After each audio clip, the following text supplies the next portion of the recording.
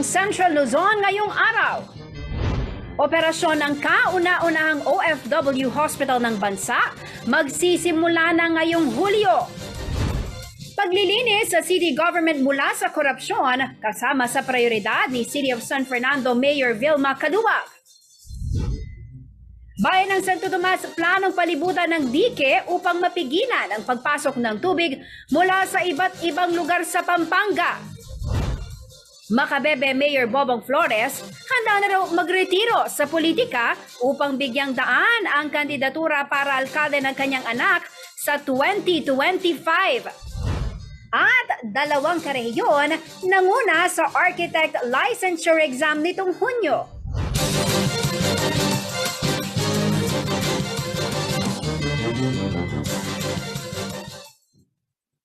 Magandang gabi karehiyon, ako po si Jennifer Salenga. Oras na para sa mga maiinit na balitang Central Luzon.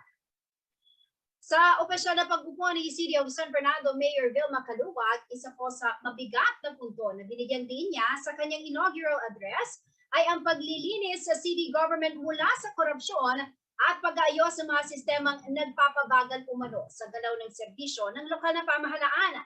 Kasama rin sa kanyang binitiwang agenda ay ang pagpapalakas sa edukasyon at social service sa mga Fernandino.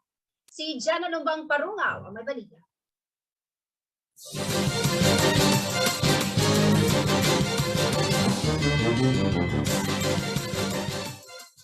Eko po mangiling at tumakot na itok ng ganaganang anomalya at korupsyon keng City Hall. Mamilila po, makola o ilakokula.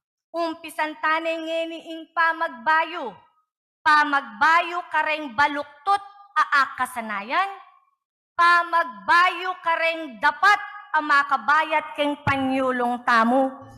Ito ang banta ng bagong upong alkalde ng Siyudad San Fernando na si Mayor Vilma Caduag kaugnay ng kanyang planong paglilinis sa city government mula sa di umano'y korupsyong nangyayari. Kasabay ng kanyang babala ay isang pangako na hindi raw siya magnanakaw sa pondo ng syudad. Kapilan man, eko po manako king kaban na ning gobyerno. Hindi po ako magnanakaw sa ilalim ng aking pamumuno. Planong paglilinis, tututukan raw ng kanyang liderato ang palakasan system na siyang dahilan umano ng pagbagal ng serbisyo ng lokal na pamahalaan. Mumuna tamong gawan kalukluk tamo po, ayusan at linisan taya ing pamangobyerno king syudad. Ilako taya ing nepotismo, padrino at palakasan system. Alang kapamilya at alang kaluguran, pumila at pipila tamongan, dumalanlangan keng pante-pante apamagtrato karas keng proseso at serbisyo na ning syudad. Sinagot din niya ang patutsada ng ilan sa kanyang mga kritiko ukol sa kanyang kapasidad na mamuno.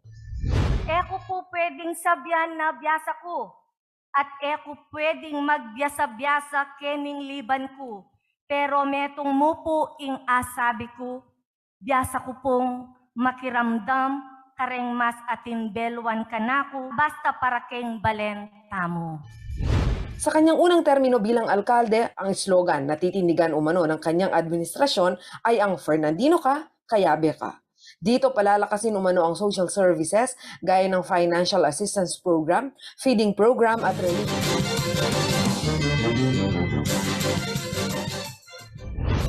Narito na ang mga malalaking balitang Central Luzon ngayong araw. Operasyon ng kauna-unahang OFW hospital ng bansa magsisimula na ngayong Hulyo. Paglilinis sa city government mula sa korupsyon kasama sa prioridad ni City of San Fernando Mayor Vilma Caduag. Bayan ng Santo Tomas, planong palibutan ng dike upang mapigilan ang pagpasok ng tubig mula sa iba't ibang lugar sa Pampanga. Makabebe Mayor Bobong Flores, handa na raw magretiro sa politika upang bigyang daan ang kandidatura para alkalde ng kanyang anak sa 2025. At dalawang karehiyon nanguna sa architect licensure exam nitong Hunyo.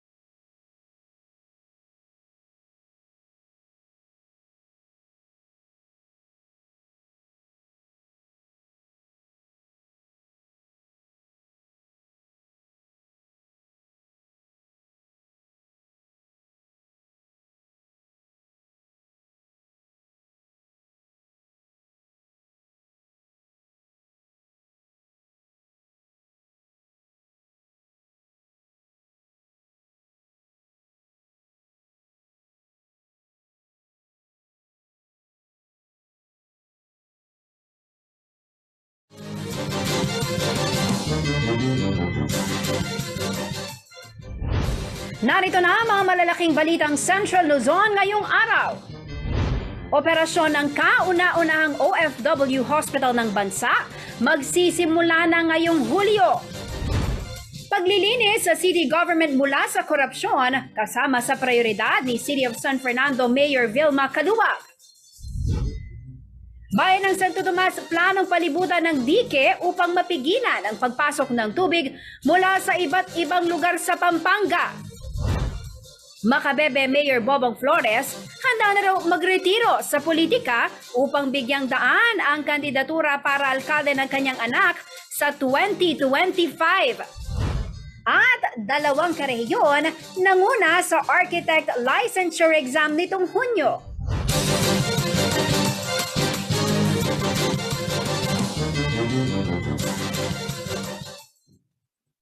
Magandang gabi karehiyon, ako po si Jennifer Salenga. Oras na para sa mga maiinit na balitang Central Luzon.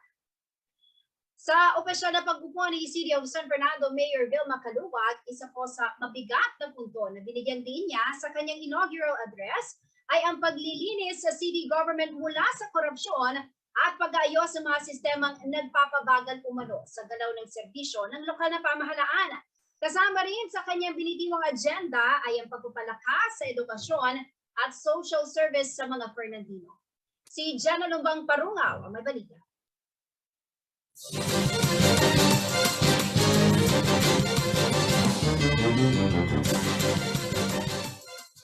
Eko po mangiling at tumakot na ituknang ing ganaganang anomalya at korupsyon keng City Hall. Mamili la po, makola o ilakokula. Umpisan tanay ngeni ing pamagbayo. Pamagbayo kareng baluktot aakasanayan. Pamagbayo kareng dapat ang makabayat keng panyulong tamo. Ito ang banta ng bagong upong alkalde ng siyudad San Fernando na si Mayor Vilma Caluwag kaugnay ng kanyang planong paglilinis sa city government mula sa di umano'y korupsyong nangyayari. Kasabay ng kanyang babala ay isang pangako na hindi raw siya magnanakaw sa pondo ng siyudad. Kapilan man, eko po man ako king kaban na ning gobyerno. Hindi po ako magnanakaw sa ilalim ng aking pamumuno. Planong paglilinis, tututukan raw ng kanyang liderato ang palakasan system na siyang dahilan umano ng pagbagal ng serbisyo ng lokal na pamahalaan. Mumuna tamong gawan kalukluk tamo po, ayusan at linisan taya ing pamangobyerno king syudad. Ilako taya ing nepotismo, padrino at palakasan system. Alang kapamilya at alang kaluguran, pumila at pipila tamongan, dumalanlangan keng pante-pante apamagtrato karas keng proseso at serbisyo na ning syudad. Sinagot din niya ang patutsada ng ilan sa kanyang mga kritiko ukol sa kanyang kapasidad na mamuno. Eko po pwedeng sabyan na biyasa ko at eko pwedeng magbyasa-byasa kening liban ko. Pero metong mo po ing asabi ko, biyasa ko pong makiramdam kareng mas atinbelwan kanako basta para keng balen tamo. Sa kanyang unang termino bilang alkalde, ang slogan na titindigan umano ng kanyang administrasyon ay ang Fernandino ka, kayabe ka. Dito palalakasin umano ang social services gaya ng financial assistance program, feeding program at relief activities kung saan gagamitin ng color-coded cards para sa deserving beneficiaries na makatatanggap. Ipatupad tamo in color-coded Fernandino cards para mas apabilis tayo ing serbisyo ning gobyerno depende keng estado at pamangailangan dareng aliwaliwang sectors. Ini po ing buri kong malyari king syudad tamo. Miyangat lareng bawat metong pauli ning sipag, tiyaga at diskartida. Sopan at dinantalang masantinga programa at oportunidad itang datanging panahon. Eta na panandaman man na itamo kaluluta mo. Kasama din ang edukasyon sa magiging prioridad umano ng Administrasyong Kaluwag. Magkakaroon ng Educational Financial Assistance Program, Scholarship Program at dagdag pondo para sa City College. Dagdagan niya ing pondo ng City College ng San Fernando para mas marakal lareng asopan at aserbisyuan tamong kayanakan at apasanting lalo ing kalidad ng edukasyon. Dinanlangan libreng laptops at internet service ring ganaganang public school teachers king syudad. Sinabi naman ni Mayor Kaluwag na sa kanyang unang 100 days sa katungkulan ay makikita na ang development sa ilan sa mga agenda ng kanyang administrasyon. Jana Lumbang Parungaw, CLTV News.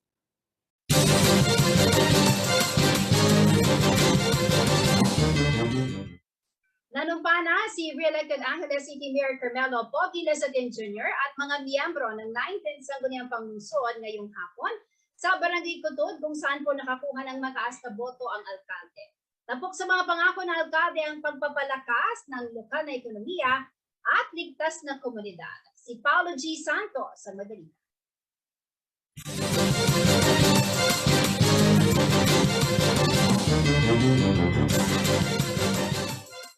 Dito sa Barangay Kutod, tumingkad ang Timpuso. Nanumpa si Angeles City Mayor-elect Carmelo Pogi Lazatin Jr. kasama ang bagong halal na miyembro ng 19th Sangguniang Panlunsod nitong hapon ng June 30, 2022. Panalo man siya sa lahat ng presinto ng Angeles City, 90% umano ng higit 8,000 na registered voters dito ang nagbigay ng tiwala kay Mayor Lazatin. In this barangay alone, Barangay Kutod, I garnered a total of 7,178 votes out of 8,897 who voted. Our people have again entrusted us the reign of our city government. Gobyernong nakikinig sa mga hinaing ng mamamayan at hindi lamang salita kundi nagtatrabaho.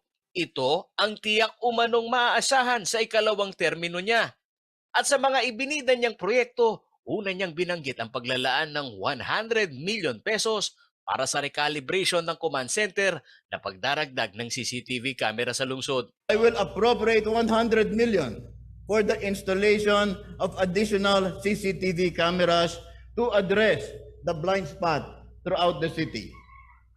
Malaking bagay sa paghikayat ng mga investor o kapitalista ay ang maigarantiya na ligtas ang komunidad mula sa iba't ibang uri ng krimen ayon kay Mayor.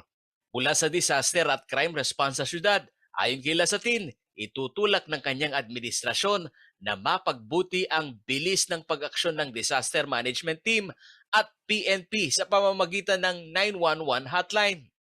I personally instructed my chief advisor, IC Calaguas, to set up the 911 emergency hotline where every Angeleños can get help in any kind of emergency, be it natural hazard such as earthquake, fires, floods, landslide, or crime and violence. Nais din na maiprioridad na ordinansa ni Mayor Pogi ang adaptation ng City Council sa mga program ng Philippine Drug Enforcement Agency o PDEA sa Oplan Harabas o ang mandatory drug testing sa mga transport sector. Ito'y upang maigarantiya umano ang kaligtasan ng riding in public. Ayon kay Lazatin, sa larangan ng ekonomiya, ang kalakalan sa lokal na produkto ay hindi malilimita sa lungsod, kundi ito'y magiging bukas international dahil sa muling pagbubukas ng turismo. Habang pangunahin umanong prioridad ng Angeles City LGU na maisama sa livelihood program ang mga solo parent, ang tinatawag naman na pusong mamon, katumbas ng Nutriban ng national government, ay maitutulak din anya sa mga targeted na kabataan na may malnutrition sa lungsod. Ayon sa alkalde, seryoso siya na maiangat ang kabuhayan ng mahihirap. At isa na umano rito na paglalaanan ng pondo ng lokal na pamahalaan ay ang pabahay. Samantala, naging partikular din ang alkalde sa posisyon ng LGU sa pagpapabuti ng healthcare service ng mga health centers. Anya, bukod sa infrastruktura, tiniyak nitong may healthcare workers na aalalay sa mga Angeleño mula laboratorio hanggang sa pagpapagamot. Paulo G. Santos, CLTV News.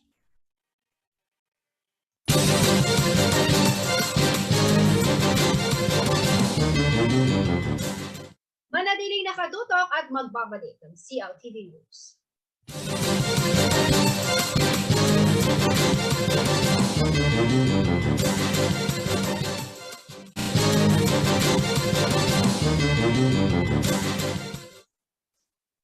Nagbabalik ang CLTV News. Dito pong nakaraang linggo, nagrally ang mga CDC employees dahil po sa Compensation and Position Classification System o CPCS kung saan bumaba ang kanilang take-home pay. Ayon po sa CDC management, ito ay kanilang iabela sa Governance Commission on GOCC. Halos isang linggo na mula noon, ano na kaya ang estado nito? Para bigyan po tayo ng update ukol dyan, makakasama po natin si Ginoong Vic Barrieto, ang presidente ng Association of CDC Supervisory Personnel. Magandang araw po sa inyo, Sir Vic, at welcome po sa CLTV News. Magandang gabi naman po. Opo, una po sa lahat, ano po ba, Sir Vic, ang inyong pong posisyon o trabaho na ginagampanan sa CDC? Unang-una po, nagpapasalamat po kami sa inyong TV station na inanyahan niyo po kami upang ipahayag namin ang aming mga hinanaing sa mga pangyayaring nagaganap ngayon po sa Clark Development Corporation. Ako po ay isang internal auditor 3 sa Department po ng Internal Audit. Opo, ito po, Sir Vic, nasundan po natin ang storya o yung sitwasyon ng ating mga empleyado dyan sa CDC. Pero ito nga po last week. Ngayon, kumusta na po? Meron na po bang development or nakita na po ba natin yung epekto nitong pagbabago na ito sa inyo pong sweldo, sa inyong take-home pay sa mga supervisory personnel because of this compensation and position classification system, sir? Sa ngayon po, wala pang pong pagbabago kasi po ang management ay gumagawa po ng apela sa GCG para sa status quo ng aming mga benepisyo. Kanina po na tawagan ko po ang aming HRD manager, si Ma'am Sara Lerum. Sabi niya, natanggap na raw po niya yung referendum ng mga board of directors na status quo po ang lahat ng aming ABIS. Ang ibig ko sabihin ng ABIS ay allowances, benefits, and incentives. Kasama na po dito ang aming mga retirement at ang mga health benefits. Pero gayon pa man, hinihintay pa po namin yung official announcement po ng management through office memorandum. Yun po. Pero ito po ay wini-welcome ninyo kasi magandang development po ito dahil isa po ito sa pakiusap ninyo rin naibalita po natin yan dito sa ating programa yung inyong pong pakiusap na status quo muna. So ito po dininig naman pala. Opo, magandang development po para sa amin dito, pero sabi ko nga naghihintay pa po kami ng official office memorandum para sigurado po tayo na official na po talaga to at kung anong nilalaman po ng referendum na yon.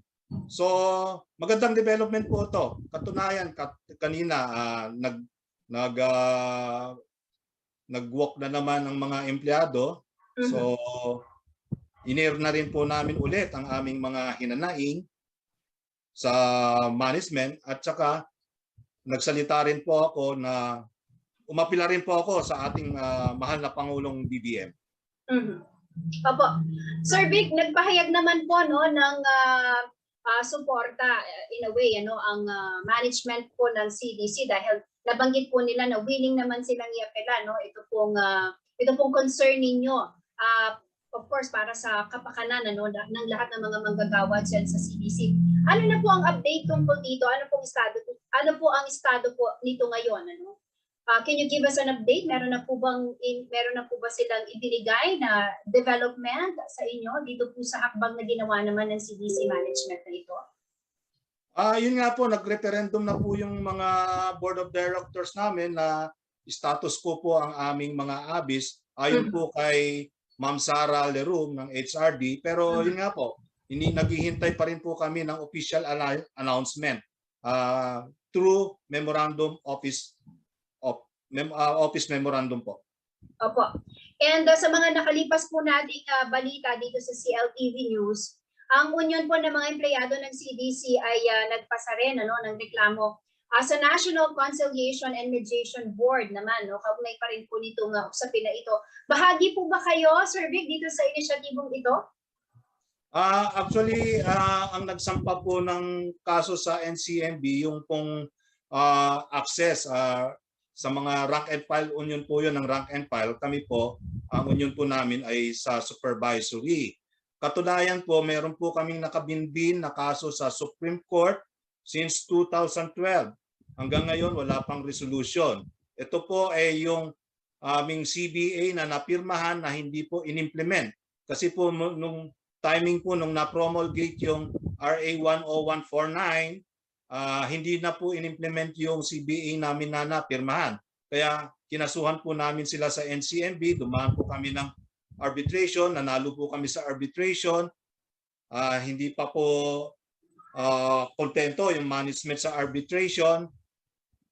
Dinala po nila sa Court of Appeals. Pero nanalo rin po kami sa Court of Appeals. Pero hindi pa rin kontento ang management. Dinala pa rin nila sa Supreme Court. So hanggang ngayon nasa Supreme Court pa po. Actually naka-temporary restraining order po kami. Nagtataka nga po kami, galaw sila ng galaw. Dapat walang galawan yan. Okay lang gumalaw kung pataas sa nga nangyayari ngayon, pababa na po hindi po siguro makatarungan yon. Pero ito po, meron na naman ito pong usapin sa CPCS. Hanay po ninyo, Sir Vic, hanggang saan po kaya aabot ang inyong gagawin upang ipaglaban po itong inyong allowances, benefits at incentives na posible pong matanggal because of this ito pong CPCS na ito. Opo, ito hindi po namin bibitawan yan yung aming mga tinatawag na ABIS.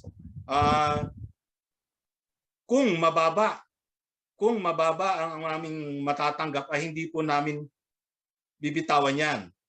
Pero ang management naman po sa pagtulong-tulong po ng mga empleyado, mga department heads, gumawa po kami ng upgrading ng aming mga salary matrix, at ito po ay isa sa mga ipapare-consider ng management sa GCG. Yun po ang iniintay namin, na sana po mapakinggan ng GCG ang aming kahilingan at ma-reconsider po ang ginawang upgrading ng aming mga salary matrix. Kasi nakikita po namin na may mali po do sa binigay sa aming ATI, ang ibig po sabihin ng Authority to Implement na CPCS, may nakikita po kung mali. Unang-una, ang mga tumaas lang po dito ay yung mga top executives, ang Presidente, Vice President at saka Assistant Vice President. Ang mga manager, tumaas din po, kaya lang konti lang.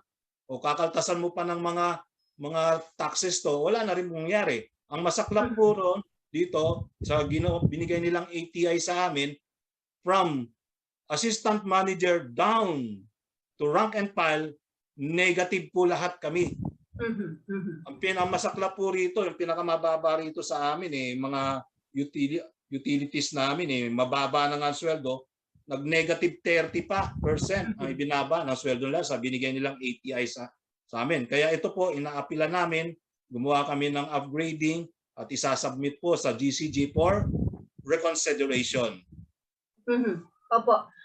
Nasakto pa, Sir Vic, na sumabay dito po sa krisis, sa krudo at pagtaas ng mga sa presyo ng mga pangunahing bilihin. Of course, malaki po ang epekto nito kung mai-implement. Pero ito nga po, meron na po tayong bagong administration. Nagsimula na pong maluklok sa pwesto ang ating bagong Pangulong BBM. Meron po ba kayong mensahe na nais pong ipaabot sa ating bagong administrasyon, Sir Vic?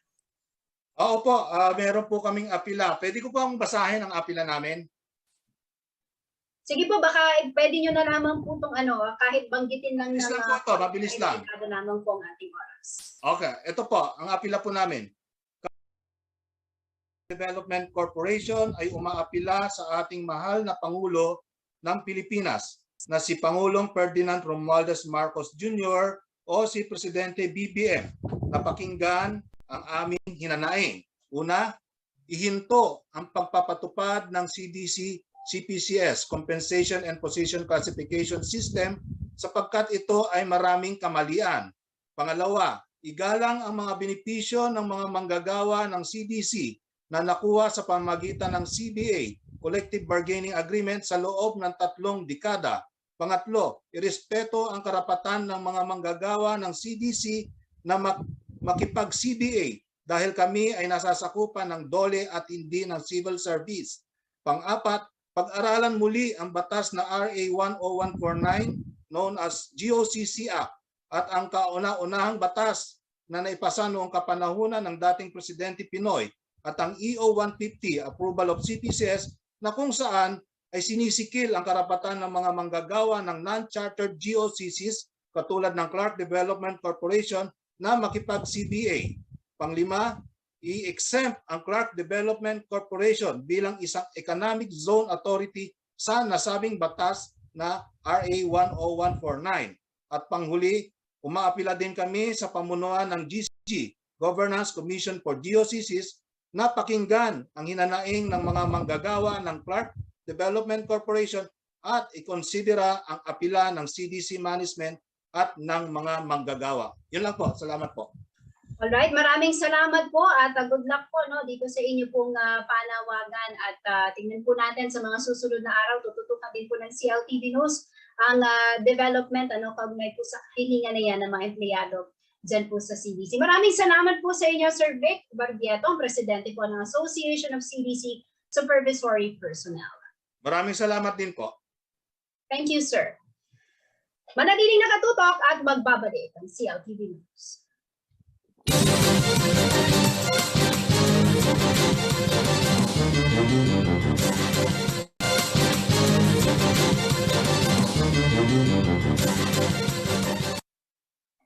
Nagbabalik ang CLTV News. At sa iba pa mga nangungunang balita, ito na umano huling termino ni Mayor Bobong Flores ng Macabebe, Pampanga dahil magre-retiro na siya sa larangan ng politika. Bagamat ito pa lamang ang kanyang ikalawang termino sa kanyang ikatlong beses na pagbabalik politika, wala na raw siyang balak pang humabol sa 2025. Sa halip, ang kanyang anak na kasalukuyang Vice Mayor ang kanyang isasabak sa pagkaalkalde sa susunod na halalan. May report si JM De Jesus.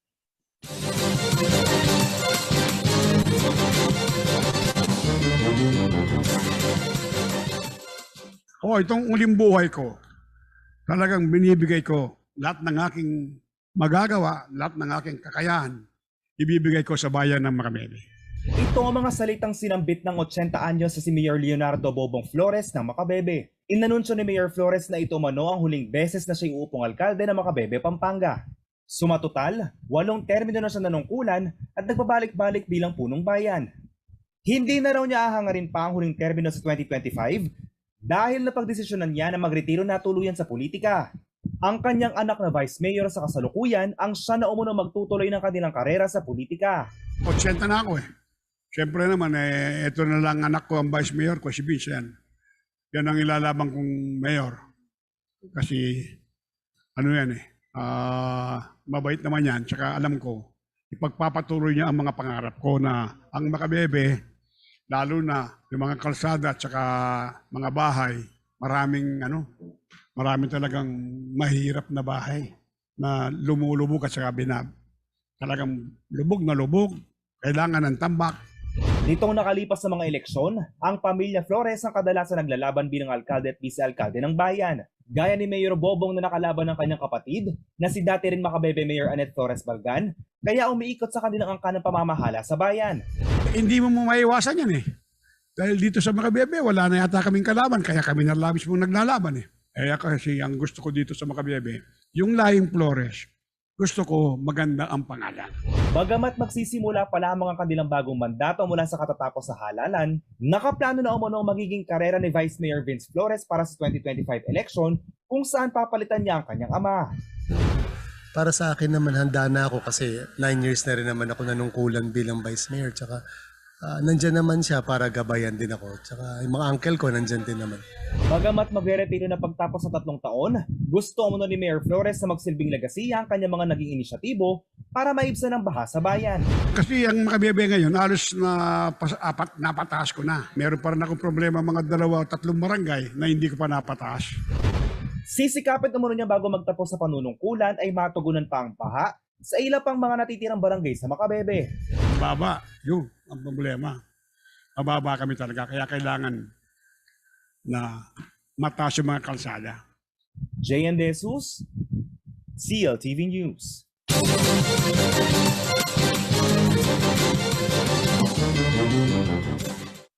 Magsisimula na ang operasyon ng kauna-unahang OFW hospital sa bansa na matatagpuan sa City of San Fernando, Pampanga.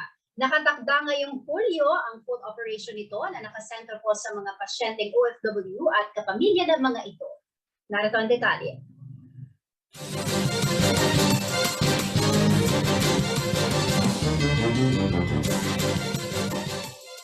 Pinasinayaan na ang kauna-unahang Overseas Filipino Workers o OFW Hospital sa siyudad San Fernando, Kamakailan. Ang inaugurasyon pinangunahan ng mga lokal na opisyal ng pamahalang panlalawigan at ang mga katuwang na ahensya.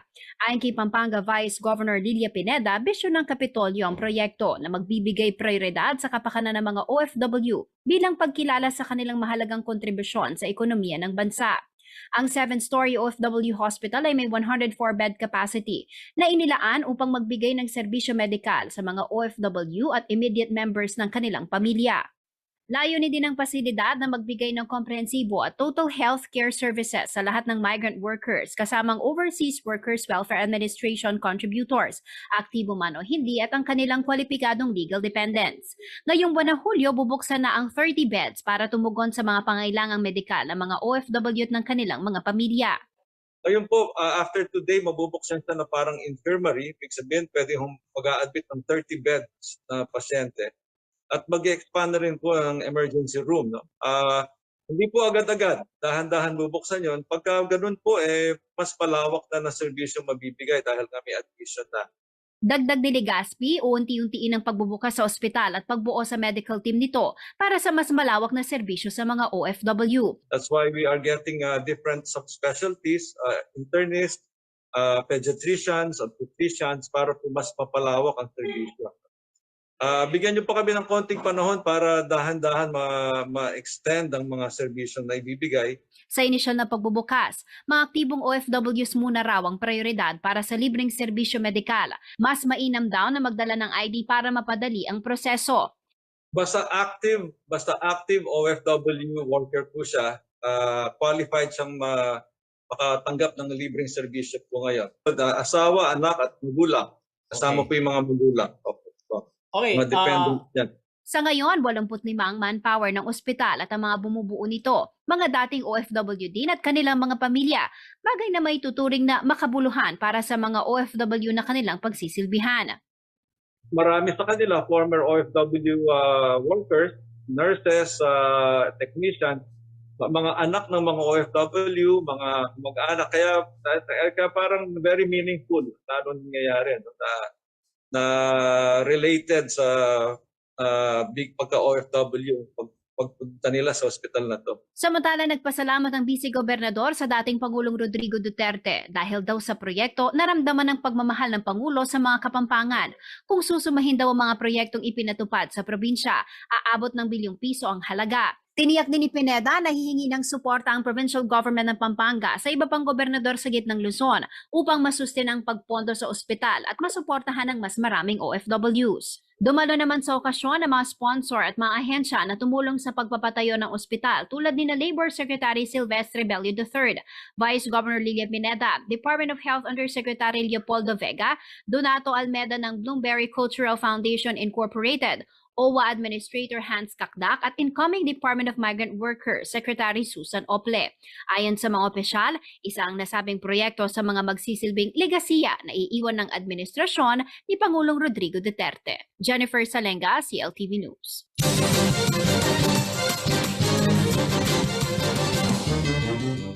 Napasama ang Pampanga at Bulacan sa mga lugar sa bansa na nakapagdala ng pagtaas sa kanilang COVID-19 positivity rate. Lumampas umano ang mga ito sa 5% benchmark ng World Health Organization.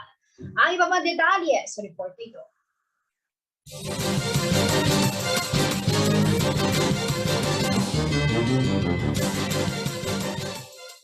Tumaas ang COVID-19 positivity rate mula June 25 hanggang June 29 sa 11 lugar sa Pilipinas ayon sa Octa Research nitong Biyernes. 8 rito ay lumampas sa benchmark na 5% ng World Health Organization. Kabilang dito ang lalawigan ng Pampanga mula 5.9%, nasa 7.7% ang positivity rate nito. Kasama rin dito ang Cavite, Rizal, Laguna, Metro Manila, Iloilo, Batangas at Benguet. May mga lugar pa na tumaas ang positivity rate pero hindi naman lumampas sa WHO benchmark. Kasama rito ang lalawigan ng Bulacan na mula sa 2.9% ay umakyat sa 4% ang positivity rate. Tumaas din ang positivity rate sa Cebu at Davao del Sur. Ang positivity rate ay ang bilang ng lahat ng test na isinagawa para sa COVID-19 na may positibong resulta. Pinaalalahanan naman ng Health Department ang publiko na hindi lamang ang positivity rate ang sukatan ng pag-a-assess ng kasalukuyang COVID-19 situation. Mahalaga raw na ikonsidera ang overall picture ng transmission at case severity. Nakapagtala ng karagdagang 1,309 cases ng COVID-19 nitong Huwebes at nasa 7,871 ang kabuuang aktibong kaso. Batay naman sa June 8 COVID-19 Bulletin ng Pampanga, nasa 109 ang aktibong kaso ng COVID-19 sa lalawigan. Sa bilang na ito, 19 ang bagong kaso. Nasa 122 naman ang total active cases ng COVID-19 sa lalawigan ng Bulacan as of June 28, 2022. 33 rito ang mga bagong kaso. Sa COVID-19 tracker ng DOH Region 3 as of June 30, 2022, nasa 596 ang active cases ng COVID-19 sa rehiyon. Umabot na sa 363,231 ang mga tinamaan ng COVID-19 sa gitnang Luzon.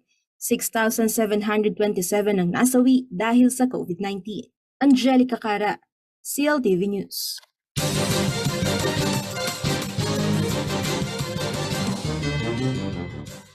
Ang pagpapatayo ng ring dike sa bayan ng Santo Tomas ay ang pinakamalaking proyektong nakaplano po ngayon sa ilalim ng administrasyon ni Mayor John Sambo.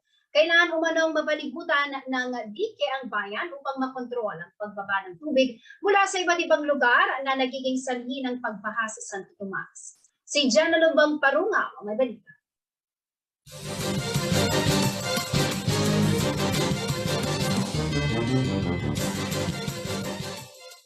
Pagkatapos ng 3 taon mula nang matalo sa halalan noong 2019 si Mayor John Sambo, ay muli itong ibinalik sa katungkulan ng mamamayan ng Santo Tomas nitong 2022 elections. Sa kanyang unang umaga sa munisipyo bilang alkalde, inikot ni Mayor Sambo kasama ang kanyang napiling administrador na si Engineer Reynaldo Ingal ang bawat departamento at tanggapan at sandaling nakipag-usap sa mga empleyado. Magkakaroon din umano ng pulong ang alkalde sa mga department head para ilatag ang kanyang mga plano sa susunod na 3 taon ng kanyang pamunuan. Ayon kay Mayor Sambo, bukas ang kanyang liderato sa reconciliation para sa paghilom ng anumang sugat na nagawa ng politika. Ako naman ako yung taong hindi ako marunong, hindi ako mapagtanim ng sama ng loob. No? At alam ko naman, during campaign period kung minsan lahat nagkakamali sa pananalita. Ang importante, magtrabaho kami lahat 2022 to 2025 para sa aming bayang Santo Tomas. Magtrabaho na ho tayo lahat, magtulong-tulong po tayo para sa ikakaprogreso ng ating bayang Santo Tomas. Sa 3 taon na siya ay wala sa katungkulan ay higit umanong pinag-aralan ng alkalde ang kalagayan ng Santo Tomas para sa kanyang pangarap na gawin itong Singapore o Pampanga na mananatiling imposible kung hindi masosolusyonan ang pagbaha. This will not happen kung lagi kaming binabaha. So kailangan nating gumawa ng solusyon dito. Kailangan papalibutan ko ng dike ang aming bayan dahil mababaho kami ay daluyan ng tubig.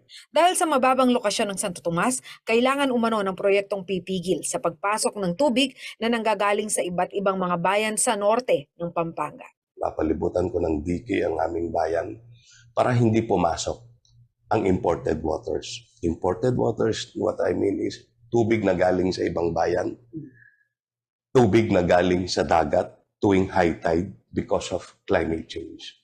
Gagawa ako ng dike, lalagyan natin ng check gate ito, lalagyan natin ng pumping station ito. Para ang magiging problema ko na lang, tubig, ulan na lang ang pwede magpabaha sa aming bayan. Pag nakagawa na kami ng dike, now you can start your mangrove projects, tree planting projects along the dike. Yan ho ang ating mga solusyon. Naihapag na raw ni Mayor Sambo kay 4th District Congresswoman Ana York Bondok Sagum ang planong ring dike upang mapondohan ng nasyonal na pamahalaan sa gagawing budget hearing ngayong taon. Samantala, nakatakda naman daw matapos sa loob ng 2 taon ang Santo Tomas NLEX Interchange na isa rin sa mga major projects ni Mayor Sambo kahit noong wala pa siya sa katungkulan. Jana Lumbang Parungaw, CLTV News.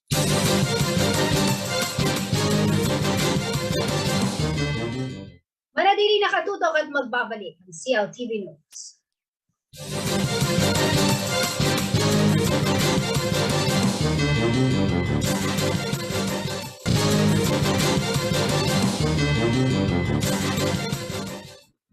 Nagbabalik ang CLTV News.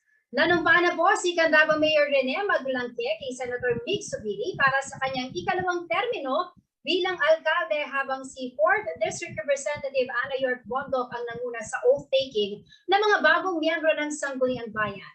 Ayon kay Maglangke, malaking tuwala niya na hindi mapag-iiwanan ng mataas na kapulungan ng Kongreso ang kanyang bayan dahil sa mabuting relasyon nito sa inaasahang Senate President ng 19th Congress. Narito ang report ni Paulo G. Santos.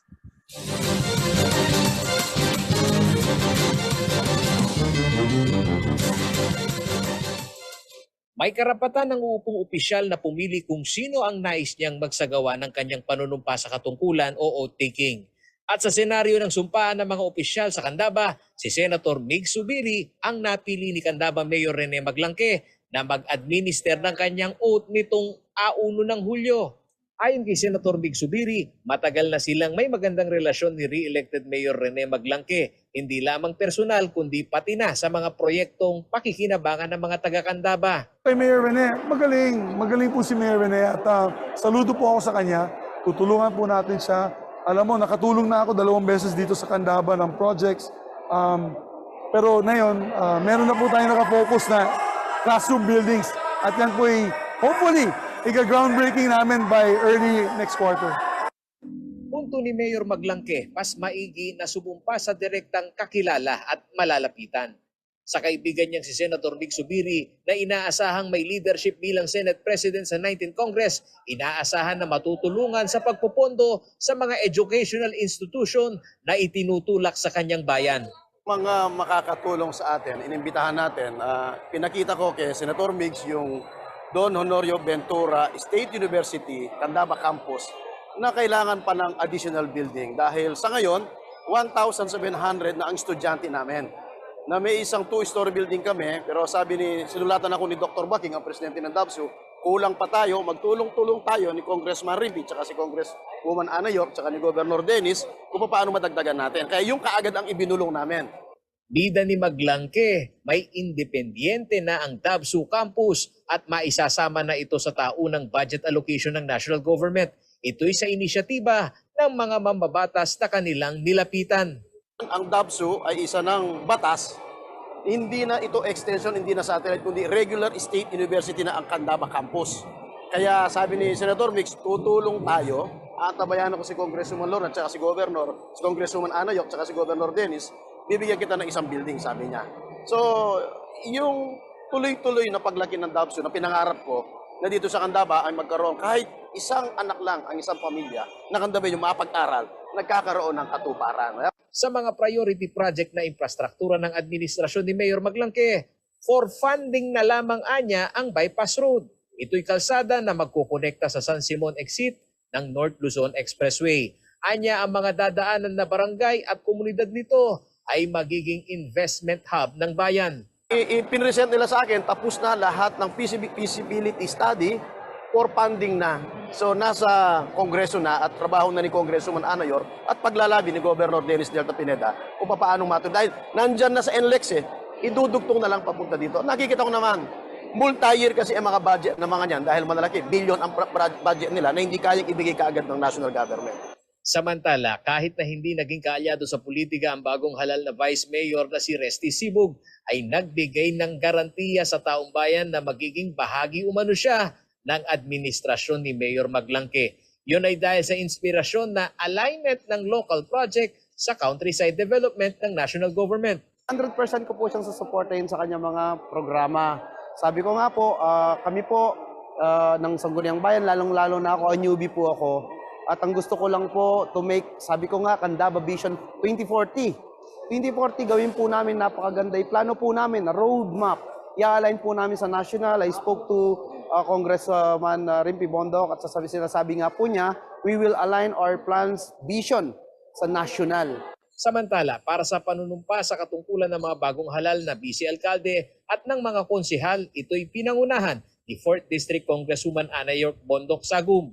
Dumalo naman sa oath-taking ceremony ang ilang mga political icons sa 4th District ng Pampanga na sina dating Congressman Rimpi Bondoc, former Mayor Masantol at ngayon Vice Mayor Danilo Ginto at Board Member Paul Balingit.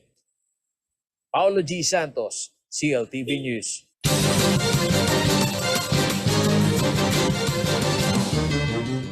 Dalawa sa mga architecture graduate mula Central Luzon ang pasok sa top 10 sa isinagawang architect licensure examination itong Hunyo. Bunso ng kanilang tagumpay ay kaliwatan na umano ang natatanggap nilang job offers mula sa iba't ibang kumpanya. Narito ang kabuuang panayam.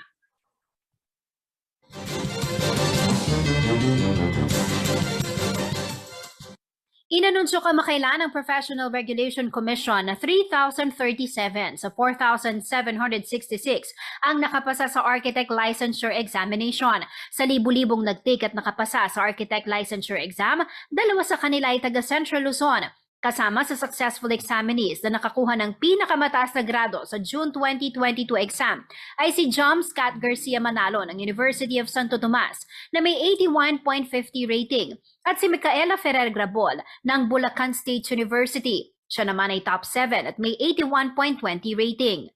Ibinahagi ng dalawang young architects ng Gitnang Luzon ang kanilang pinagdaanan bago nakamit ang inaasam na tagumpay. Tagumpay na bunga umano ng kanilang paghihirap at pagsusumikap. I'm happy po and grateful kasi pinaghirapan po namin itong pag-review at pag-take po ng architecture licensure exam. At sa akin po, napakalaking blessing na maibigay sa akin agad yung ganitong experience. At saka, I'm also grateful to all my professors in Bulacan State University and to my mentors in Mundo Builders Incorporated. Sila po talaga yung nag-pave way para nandito ako ngayon. Kung ma-achieve ko itong lahat ng na-achieve ko ngayon. Hindi naman daw makapaniwala si Jam na makakasama siya sa top 10. Sobrang real pa rin ang pakiramdam. Minsan, tinitignan ko pa rin yung listahan kung ako ba talaga yun. Kaya sobrang saya lang talaga. Sobrang thankful sa lahat ng naging kasama ko sa journey na to. Mula pagkabata hanggang sa ngayon. Walang ibang kailangan sabihin kundi maraming salamat.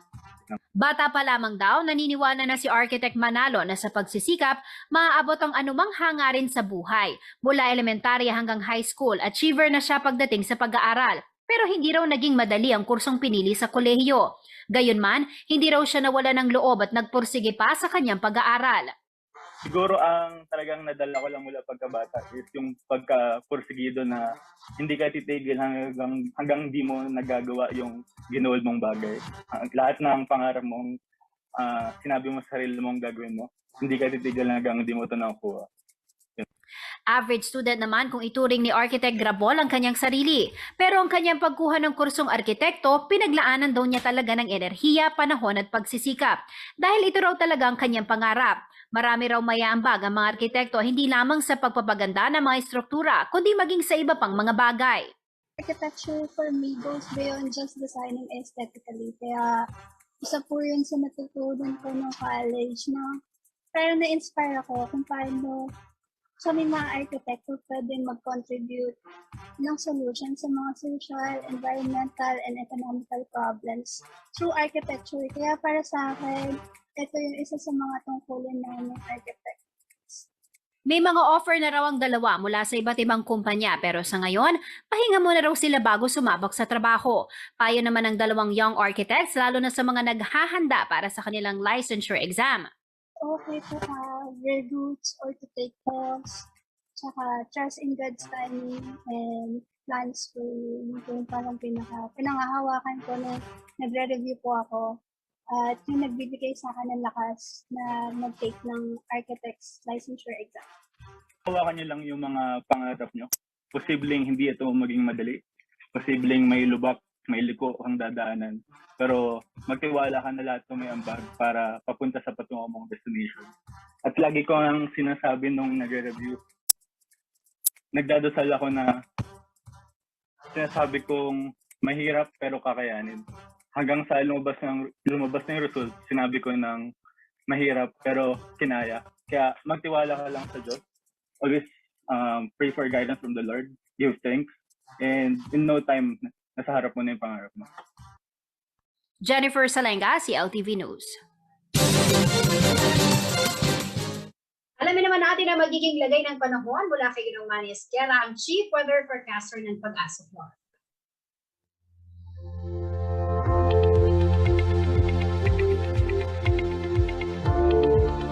Narito po magiging taya ng panahon sa susunod na 24 oras. Ang low pressure area po na binabantayan natin dito po sa may silangan ng Northern Luzon ay nabuo na po bilang isang ganap na bagyo at tinawag po itong Tropical Depression Domeng. Ito po yung pang-apat na bagyo busa ngayon at pangalawa po dito sa buwan ng Hunyo. Ito po ay tinatayang nasa layong 950 kilometers dyan po sa may silangan ng extreme northern Luzon at nagtataglay po ng lakas na hangin na umaabot ng 55 kilometers per hour malapit sa gitna at pagbugso na umaabot ng 70 kilometers per hour. Ito naman po ay kumikilos pakahilaga sa bilis na 10 kilometro kada oras. Samantala po, southwest monsoon o habagat po nakaka-apekto dito sa may kanlurang bahagi ng central at southern Luzon. Kaya po ang Zambales, Bataan, Occidental Mindoro at Palawan ay nakakaranas po ng monsoon rains na dulot po ng southwest monsoon o hanging habagat. Ang Metro Manila, Ilocos Region, ang Cordillera Administrative Region, Calabarzon, Western Visayas at natitirang bahagi po ng Central Luzon, kasama na po dito ang Pampanga, ay magiging maulap po ang papawiri na may inaasahang mga kalat-kalat ng mga pagulan, pagkidlat at pagkulog dulot po ng southwest monsoon o hanging habagat. Ang natitirang bahagi po ng bansa, magiging bahagya hanggang sa kuminsan ay magiging maulap din po ang papawirin sa bandang hapon o gabi at posible po magkaroon ng mga pulo-pulong mga pagulan, pagkidlat at pagkulog dulot po ng localized thunderstorm. So ito lamang po yung mga weather system na binabantayan ng Pag-asa at nagbibigay po ng mga pag-ulan sa iba't ibang parte ng ating bansa. Kaya pinag-iingat po ang lahat, magdala po ng gamit panangga sa ulan. At yan ang mga balitang nakalap ng CLTV News. Kasama po ang buong pwersa ng CLTV News and Current Affairs. Ako po si Jennifer Salenga. Maraming salamat po at happy weekend.